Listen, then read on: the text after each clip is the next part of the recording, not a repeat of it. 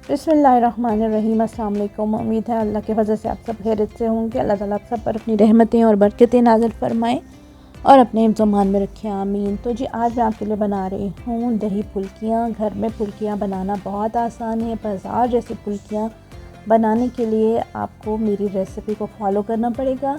तो सबसे पहले मैंने बेसन ले लिया है और बेसन में मैंने नमक और लाल मिर्च पाउडर डाला है और थोड़ा सा पानी डाल के थिक सा बैटर तैयार कर लिया है। कढ़ाई को मैंने चूल्हे पर रख दिया था गर्म होने के लिए।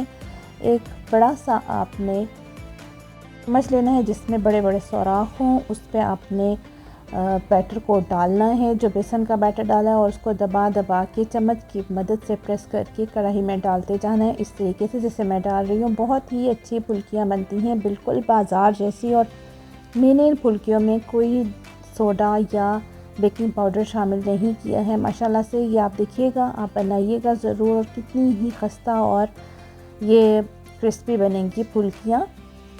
माशाल्लाह से बहुत ही अच्छी बनती हैं।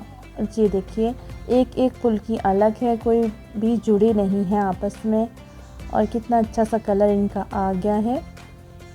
तो इस तरह से आपने इस तमाम फुल्कियों को बना लेना है।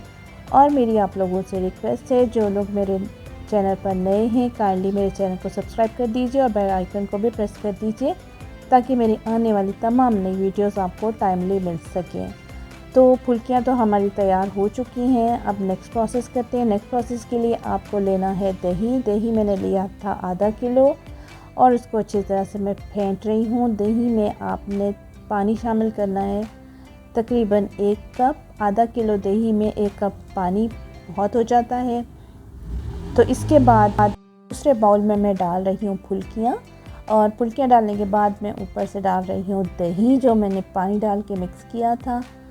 और उसके बाद आलू मैंने बॉईल कर लिए थे, छोटे छोटे काट लिए, और प्याज भी छोटे छोटे काट लिए।